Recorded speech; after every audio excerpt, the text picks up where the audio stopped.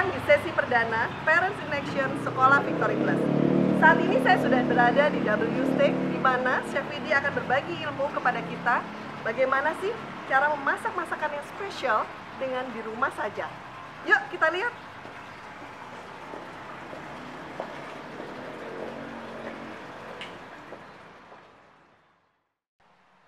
Halo Parents in Action, selamat datang di Dapur Chef Widi. Hari ini saya akan mencoba untuk memasak ya, dengan temanya kali ini kan cooking at home, cooking good food. Nah, menu kali ini yang saya akan tunjukkan adalah pan-seared ribeye Australia dengan saute potato, brokoli, cheese, ya. Nanti sausnya adalah mushroom. Oke. Nah, bahan-bahannya apa aja? Ini ada ribeye Australia, ya. Ribeye itu adalah bagian dari family-nya ribs, ya. Tapi karena eye, jadi hanya bagian eye-nya saja, jadi kita namakan dia ribeye tanpa ada tulang, ya. Kemudian untuk side dishes-nya, di sini ada baby potato yang sudah saya potong-potong dua, sudah direbus ya. Kemudian ada onion ya, saya sudah potong kecil-kecil seperti ini ya. Ini yang sisanya. Lalu saya memerlukan juga garlic ya, peel garlic, butter ya untuk sausnya ribeye. Lalu untuk side dish vegetable-nya ya, brokoli yang sudah saya potong agak kecil. Ini sudah di blanch atau direbus, tapi dalam terminologi kalau di cooking itu adalah blanch. Artinya blanch itu kita rebus, kemudian dengan air yang panas, tempo yang sebentar, setelah itu kita refresh dengan air dingin. Ya, kalau rebus itu kan biasanya merebus daging. Nah, kalau blanch itu memang biasanya untuk sayuran, supaya dia kelihatan masih segar hijau. Kemudian ada mushroom champignon ya, yang sudah saya potong kecil-kecil seperti ini. Kemudian ada heavy cream ya, atau cream cooking. Lalu ada olive oil ya, olive oil untuk sedikit menumis ya, dan marinate ribeye Australianya. Lalu ada sedikit mixed herbs ya. Mixed herbs apa aja nanti saya akan sampaikan. Dan pastinya kita memerlukan salt and black pepper ya. Oke, kita mulai saja ya. Jadi yang pertama-tama kita memerlukan daging, terutama kali ini yang saya pakai adalah bagian dari ribeye, Australia. Karena kenapa ribeye? Karena ribeye dia tengahnya mengandung lemak ya, ada lemaknya yang biasanya melintang, dan lemak ini sangat baik kalau kita masak ribeye ini adalah untuk memberikan apa ya istilahnya flavor ya ke dalam daging. Jadi pada saat dibakar atau kita masak atau kita panggang atau kita grill, fat ini, lemak ini akan dia memberikan flavor kepada seluruh daging. Kemudian yang putih-putih ini adalah marbling ya, marbling. Jadi usahakan kalau memilih daging, tips memilih daging adalah semakin banyak putih-putihnya seperti marble itu, maka grade daging itu semakin tinggi. Jadi marblingnya semakin banyak, semakin tinggi. Makanya kalau lihat kita membeli daging wagyu, dibedakan dengan tingkat marblingnya. Semakin tinggi marblingnya yang ditulis dengan angka marbling 5, 6, 7, 8 itu semakin banyak. Jadi nanti semua dagingnya akan lebih banyak putihnya daripada merahnya, itu sudah yang tinggi ya, artinya marbling tinggi. Oke. Jadi untuk daging tadi ribeye Australia, sebelum kita olah atau sebelum kita grill, panggang atau pan, sekarang ini saya mau pan-seared karena supaya mudah di rumah ya, parents nanti bisa memasaknya. Pertama-tama kita harus memberikan rasa dulu ke beef ini. Nah, bagaimana? Jadi beberapa cara kita memberikan rasa. Yang pertama yaitu kita men-seasoning ya, kemudian memarinate, ada juga rubbing. Nah, kalau seasoning itu mudah karena memang mostly yang kita pakai adalah seasoning yaitu dengan salt, pepper, kemudian sedikit oil. Ya, kalau marinate itu biasanya ada liquidnya ya, ada liquidnya yang nanti nah kalau seasoning itu biasanya waktunya sebentar. Kalau marinate ada jangka waktunya. Nah, rubbing itu biasanya dia kering. Kalau rubbing itu kering. Biasanya kita memakai bahan-bahan lainnya seperti mustard ya, kemudian herbs yang kering itu. Jadi untuk merab. Oke, nah sekarang saya hanya sedikit men-seasoning saja untuk rib eye-nya ya dengan salt.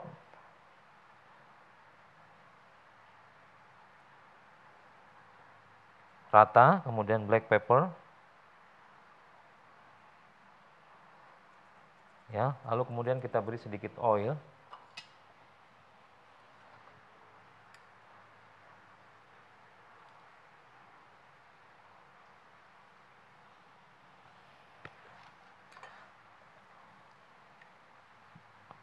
Bagian atas dan bawah ya.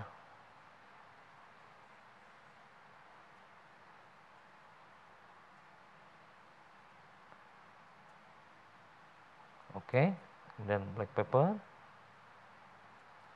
Lalu oil lagi. Nah, marinade ini juga kita bisa diamkan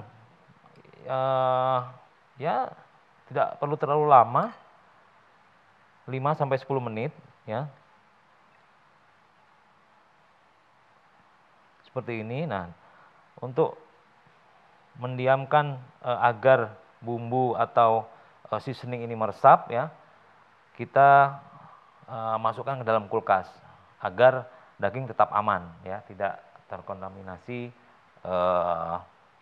dari bakteri. Sambil kita menunggu daging ini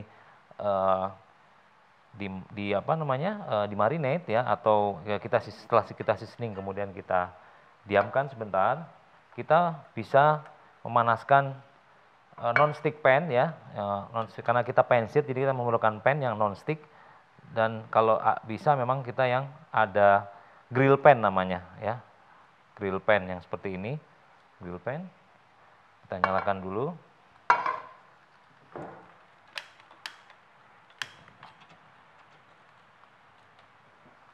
Nah, untuk yang pertama perlu diketahui oleh parents bahwa mempan-seared atau memasak daging itu kita harus, dan ini wajib ya hukumnya, teflon itu atau pan ini ya, kemudian atau kita grill itu harus panas terlebih dahulu. Kenapa? Karena pada saat kita letakkan nanti daging ke dalam pan tersebut,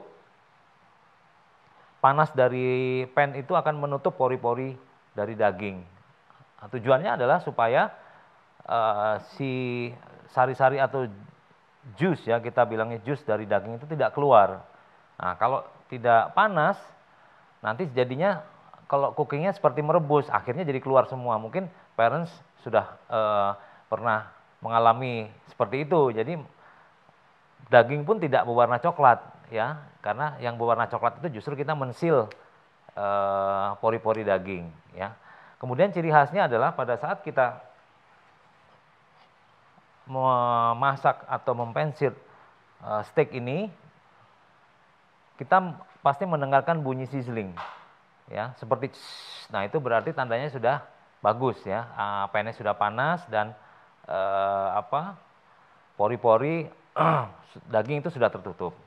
Oke, kita bisa cek seperti ini ya. Kalau sudah panas baru kita masukkan sedikit saja olive oil ya, tidak perlu banyak. Kalau tidak ada olive oil, kita bisa memakai vegetable oil ya, atau oil yang biasa kita gunakan untuk memasak di rumah. Nah, hati-hati, olive oil juga ada beberapa macam, ada yang natural olive oil ya, olive oil biasa atau klasik, ada juga yang extra virgin. Nah, kalau parents punya extra virgin olive oil, itu tidak dianjurkan untuk memasak karena dia akan terasa pahit atau getir ya. Jadi lebih cocok untuk dia dressing.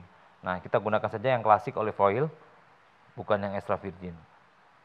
Nah, kita masukkan seperti ini. Nah, setelah kita masukkan olive oilnya saja, dia sudah sizzling ya. Setelah kita panas, cukup panas ya, baru kita kecilkan api. Nah, kita bisa coba seperti ini. Nah, terdengar ya bunyi sizzling.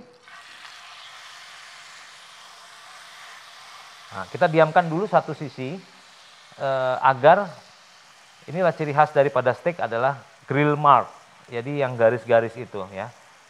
Biarkan grill mark itu akan memberi tanda ke steak ya. Baru kemudian kita balik, kita putar 180 derajat.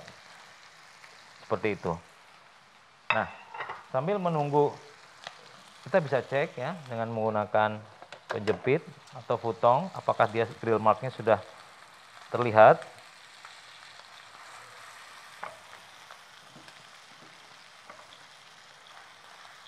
Oke. Nah,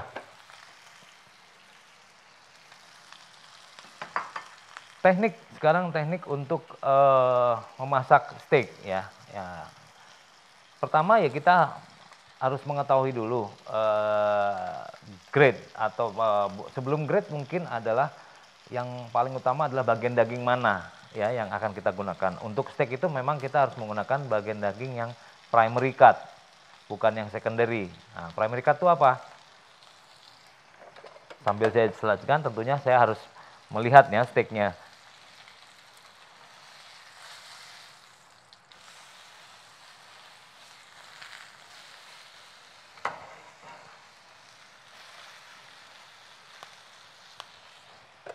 Setelah sudah terlihat panas, pannya kita bisa kecilkan.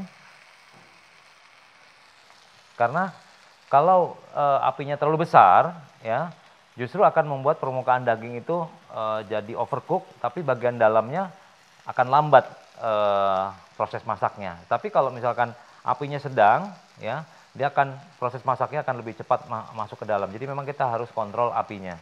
Oke, saya kembali lagi tadi tips atau trik memasak steak. Yang pertama kita harus tahu dulu bagian daging mana yang harus kita pergunakan ya. Tadi itu adalah ada primary cut, ada secondary cut. Nah, secondary cut itu apa? Bagian daging yang secondary, second namanya juga yang kedua gitu. Apa ya? Bagian kaki, bagian apa namanya pinggul ya. Terus kemudian bagian leher, bagian iga. Nah, iga yang seperti ada tulangnya itu bagian termasuk primary. Nah, tapi ini iga yang tanpa ada tulang. Jadi rib eye itu masuk primary. Nah, primary cut apa yang kita kenal? Pastinya kalau di steakhouse adalah tenderloin, sirloin, kemudian rib eye. Ya, itu yang primary cut. Nah, kita pakai yang mana dulu? Tentunya perlakuannya berbeda-beda. Kalau yang primary cut itu adalah daging yang memang cocok untuk kita grill atau kita pensir seperti ini. Tapi kalau yang secondary cut itu biasanya cocok untuk kita, kalau di terminologi cooking itu kita masak dengan sausnya. Artinya kita apa ya? Kita stew, kita braise, kita broil ya.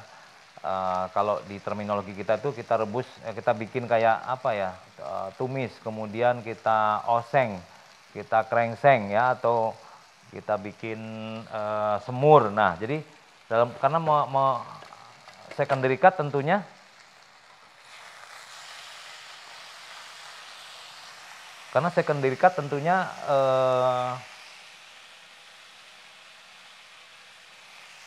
memerlukan proses yang lama ya, seperti itu. Lalu yang kedua adalah potongan ya. Potongannya seperti apa? Kalau ini kurang lebih 180 gram sampai 200 gram, tentunya akan lebih tebal. Nah, kalau lebih tebal memerlukan proses waktu yang lama, terutama untuk yang request medium well atau well done.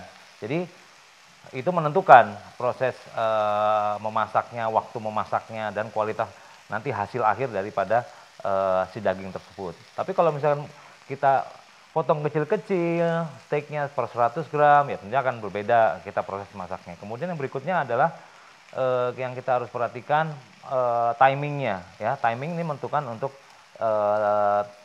tingkat kematangan juga ya.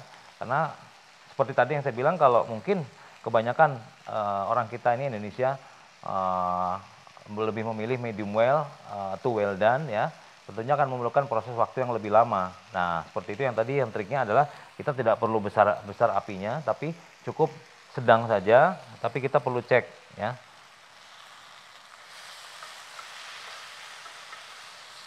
Nah, selain dari itu, sebetulnya bagaimana, mungkin ada pertanyaan, gimana kita tahu chef kalau misalkan daging ini, steak ini sudah medium well. Nah, banyak trik sebetulnya.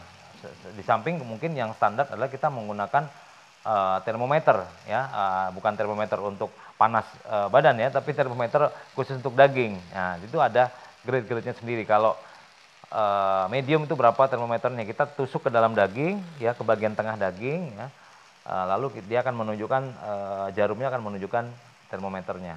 Tapi kan kalau kita di operasional sulit, mungkin di rumah bisa seperti itu. Nah, kalau di operasional itu biasanya kita menggunakan patokan atau panduan seperti ini ya. Kalau kita biasanya daging kalau akan sama dengan apa namanya daging kita gitu ya. Nah, biasanya kita menggunakan ini, kemudian seperti ini ya, sampai seperti ini adalah well done ya. Jadi ini medium rare, medium well, well done. Nah, seperti itu ya. Nah, karena pada saat kita memegang ini, dia tidak terlalu keras, ini medium rare, medium well, well done. Nah, kita juga tentunya seperti ini mengeceknya. Nah, seperti itu. Oke. Nah, oke, sambil, nah, parents bisa juga sebetulnya untuk supaya mempersingkat waktu ya. Kalau kita memasak prosesnya di apa namanya, di non-stick atau di pan ini lama, kita bisa saja pindahkan, lalu kita masukkan ke dalam konvensional oven ya, seperti yang saya ada di belakang ini. Tapi jangan di microwave, karena kalau microwave daging akan menjadi kering ya, karena proses oven konvensional dengan microwave itu berbeda.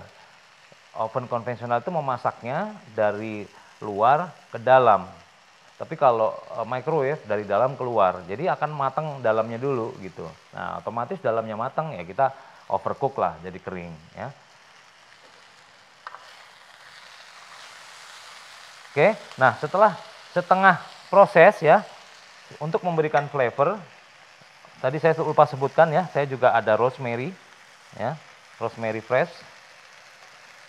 Kemudian ada bawang putih di sini, bawang putih yang masih ada kulitnya ya, dan juga yang nanti akan saya pakai untuk saute potato. Ini kita geprek saja seperti ini tanpa dikupas, karena flavor aroma bawang putihnya nanti akan memberikan aroma juga ke dalam steaknya. Lalu kita masukkan seperti ini ya. Nah, disinilah kita memberikan aroma ke dalam steaknya. Lalu kita tambahkan butter ya.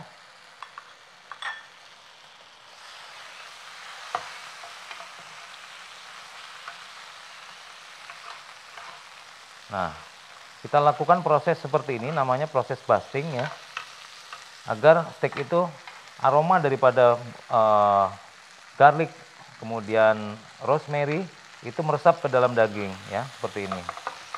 Kita kecilkan sedikit apinya. Kita bisa melakukan proses basting seperti ini.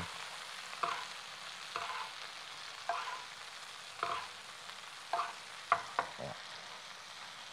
Kita bisa cek, nah, ini masih medium.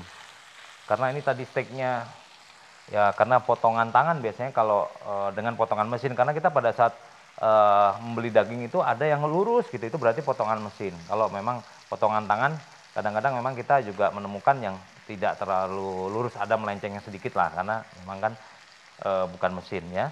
Jadi setelah ini, setelah kita sudah tingkat kematangan sudah kita kehendaki ya,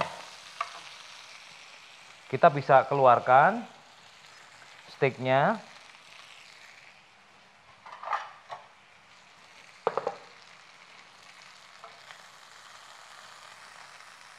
Oke, lalu kita biarkan saja bekas apa namanya memasak steak ini ya, kita masukkan untuk membuat sausnya. kita masukkan mushroom.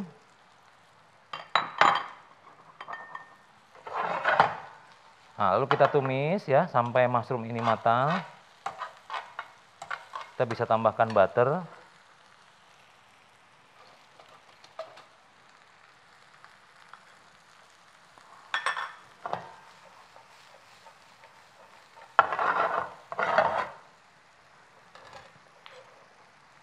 Ya, kita lihat sampai mushroom sudah aromanya sudah wangi. Ya, sudah berubah warna, kita beri garam sedikit. Lalu black pepper sedikit. Ya. Setelah itu baru kita masukkan heavy creamnya.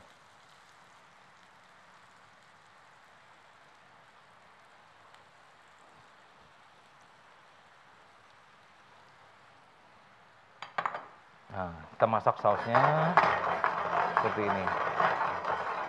Jika terlalu kental ya, kita bisa tambahkan air atau kaldu boleh. Oke. Nah, seperti ini. Kita bisa taste dulu.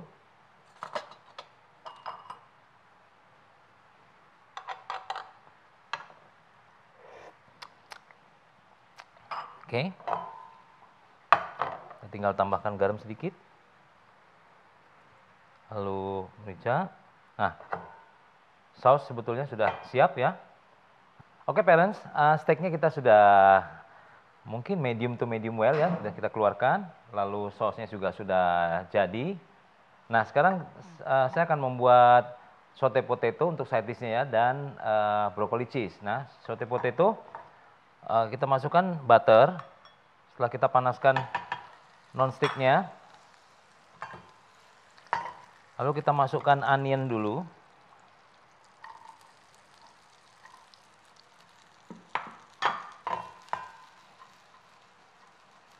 Seperti ini ya.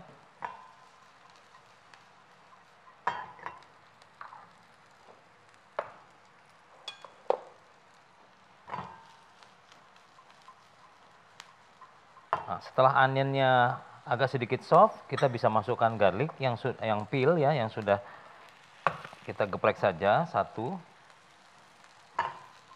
untuk aroma. Kemudian kita masukkan potatonya. Nah, biarkan kita masak saute potatonya sampai agak kecoklatan dengan api yang sedang ya. Seperti ini. Oke, lalu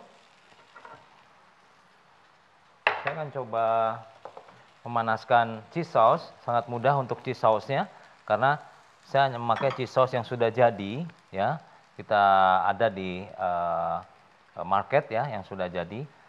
Kalau misalkan parents mau membuat juga mudah, kita bisa menggunakan campuran antara cheddar cheese ya. Cheddar cheese itu adalah hard cheese dicampur dengan mozzarella yang soft cheese ya, supaya kita ada sensasi untuk lenturnya ya. Kita pakai mozzarella cheese bisa. Lalu kita masak saja dengan milk ya, atau half artinya half milk dengan half cream boleh ya. Lalu setelah itu kita didihkan ya bersamaan dan kita aduk ya, jadilah cheese sauce ya. Nah sementara untuk yang ini saya tinggal panaskan saja sedikit cheese sauce.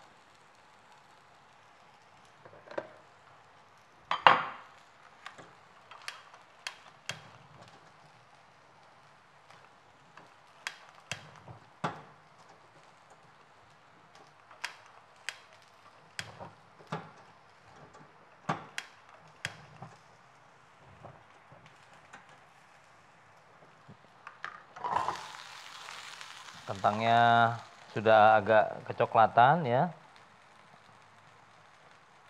Kita bisa tambahkan sedikit butter jika terlalu kering. Oke, untuk cheese sauce kita bisa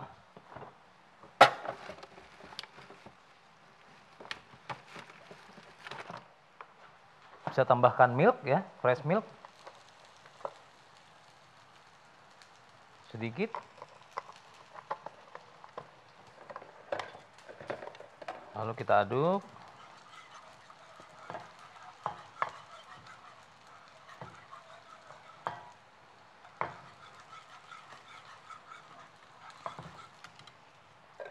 Sampai dia agak mengental, tapi tidak terlalu kental, karena kita memerlukan supaya si brokoli cheese-nya ini bisa terlumuri dengan baik oleh cheese sauce. Seperti ini.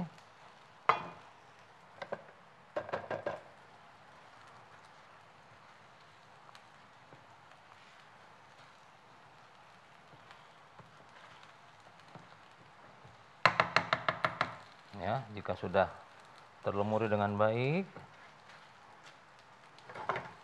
kita bisa berikan garam, kita seasoning.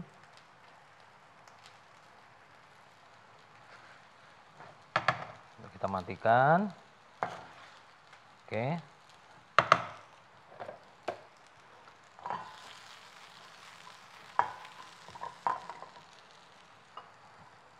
Oke, sambil menunggu brokolinya ya, nanti kita akan susun di mangkok ya untuk kita sajikan, atau boleh saja langsung di piring. Kita parut mozzarella cheese.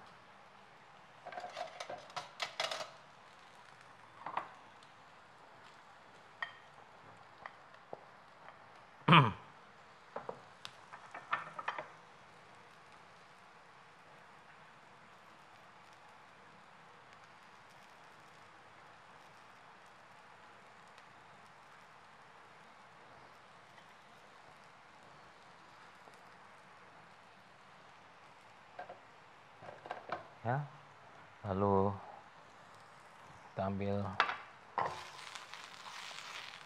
Terlihat di sini bombaynya juga sudah brown, kemudian kentangnya juga sudah mulai brown. Kita bisa tambahkan sedikit herbs, ya, campuran herbs. Nah, tadi di awal saya akan cerita sedikit mengenai campuran herbs ini ya. Ini adalah campuran herbs daripada parsley atau peterselie, kemudian basil, ya, semua herbs, yang rosemary juga boleh kita cincang, lalu kita masukkan atau kita campurkan olive oil.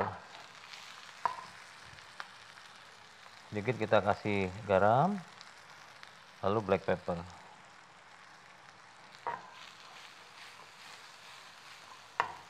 Ya, kita kecilkan lagi apinya, lalu kita susun brokoli cheese-nya.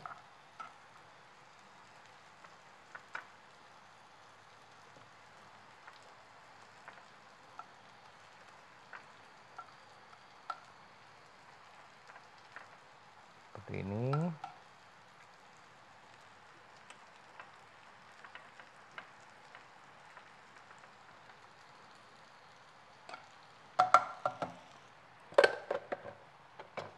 Sisa sausnya kita bisa lumuri di atasnya, atau kita bisa tuang di atasnya.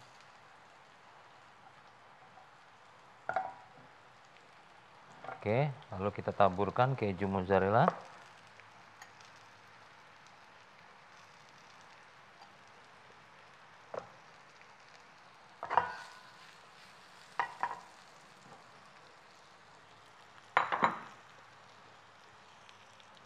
Nah, brokoli cheese-nya sudah siap. Kita tinggal masukkan ke oven atau boleh microwave agar brokoli cheese-nya melts ya, atau ke oven juga sebentar bisa. Atau kita menggunakan torch ya, yang pistol api ya, agar brokoli cheese-nya brown dan melted. Oke, sepertinya saute potato kita sudah siap ya. Mungkin saya sedikit tambahkan herbs-nya biar ada. Nah, sudah siap. Ini kita letakkan di belakang. Kita kembalikan sausnya. Ya, lalu kita panaskan sausnya sekarang. Sambil kita panaskan sausnya, saya akan plating untuk steaknya, ya.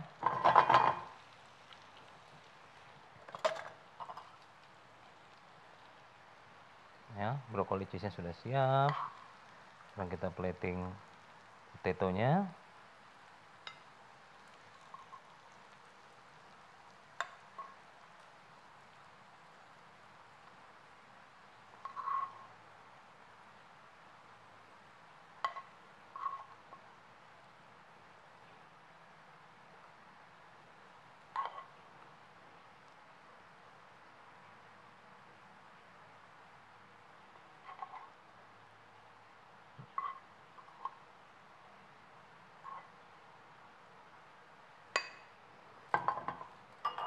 Oke, nah steaknya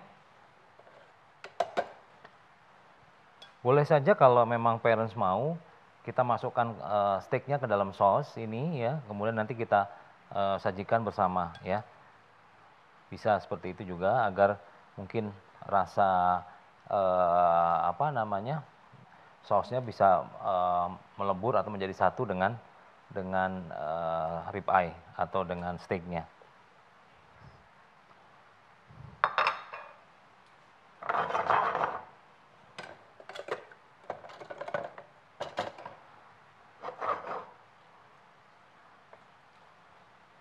Nah, saus kita sudah cukup kental ya. Tadi sudah saya coba, sudah taste-nya juga sudah creamy.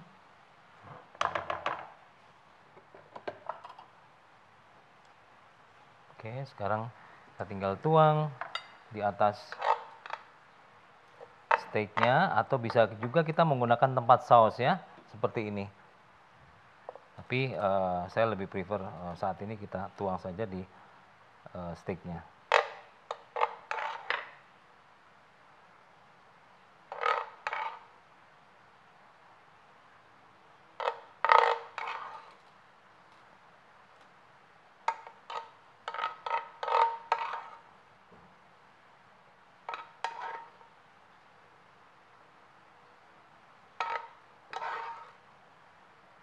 Nah, parents,